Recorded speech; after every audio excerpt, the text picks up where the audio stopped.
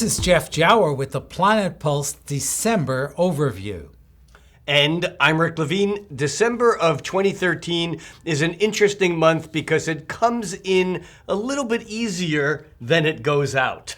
Yeah, there's a stark contrast, and in fact there's a bit of a contrast every year because every December opens with the sun in outgoing, enthusiastic Sagittarius and ends with the sun in serious Capricorn, but those differences are underscored in a couple of ways this time around. Well, they are, and one of the things that becomes important at the beginning of the month with the sun in Sagittarius, we have Mercury moving into Sagittarius also this month. We have a feeling of the energy lightening up. We've been in a fairly intense period of time, and it gets intense as we move further into the month. Right. Well, what sort of spices things up is that on December 2nd, we have the new moon in Sagittarius. A new moon is fresh. A new moon represents a new beginning. And to have it in the enthusiastic fire sign of Sagittarius is certainly a boost to our morale. And so early in the month, that's exciting because that Sagittarian energy says, look what's ahead. Holiday season. This is it. The end of the year is coming.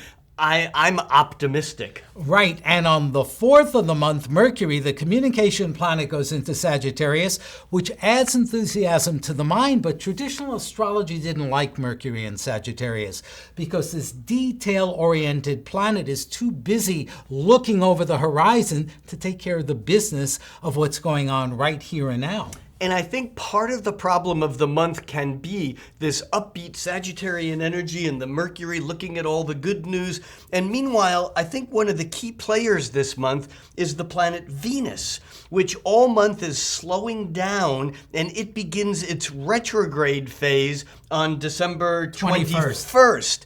And what that means is that because Venus is moving from Earth's point of view slower than it normally moves, it has more gravity, more weight. And on top of that, it's in Capricorn. And Venus in Capricorn has weight unto herself already. She wants to follow rules. She has strong needs in Capricorn, but there's a certain seriousness that goes along with the picture, and I think that becomes more and more of an issue as the month progresses. Yeah, I think this month is complex with respect to relationships because Venus is not all that comfortable in Capricorn. Venus is about sharing, and Capricorn is about domination, and yet ironically, Mars, which is a planet of acting in one's own interest, moves into Libra, the relationship sign, on the 7th of the month. So we've got sort of this mixed thing where we take the aggressiveness of Mars and we're all nice and polite about it, and we take the politeness of Venus and we're all demanding and controlling with her. Yeah, this sounds messy. But there's other messes that are cooking up here because as the planets move into Capricorn later this month on the winter solstice on the 21st, the same day that Venus turns retrograde, as the planets move into Capricorn, starting with the sun, what happens is that these planets will, by the end of the year and beginning of the next of 2014, they will come into contact with this ongoing square between Uranus and Pluto, which has been the game changer for the last year or two and will be for the next year or two, and that kind of puts a different tilt on the energy. Yeah, the end of this month is a bit like a meat grinder. I mean, the sun goes into Capricorn every year around the 21st, give or take a day. We're used to that. Mercury, the planet of intellect, goes into authoritative Capricorn on the 24th.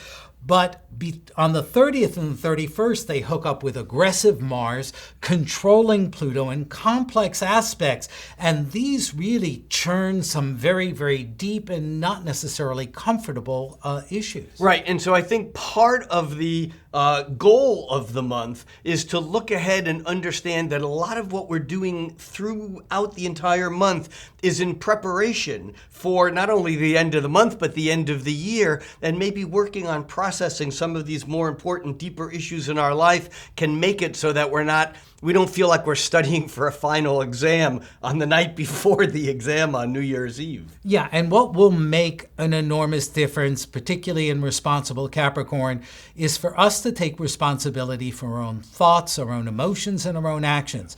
Now, responsibility doesn't mean guilt or that we have to feel bad about it.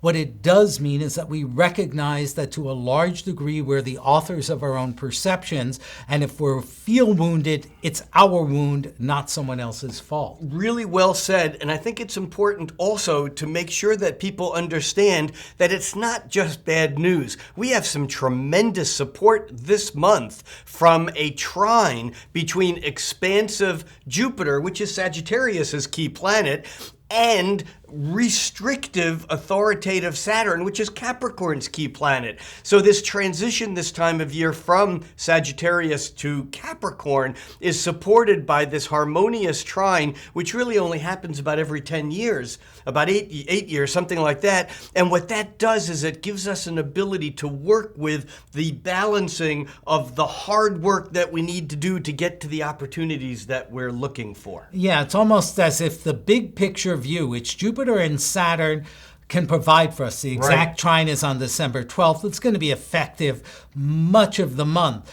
But it's almost as if the bigger your goal, the cleaner you have to be to handle the details. I'm Jeff Jower. And for Planet Pulse, I'm Rick Levine, wishing you a happy December and a happy holiday season and beginning of a new year.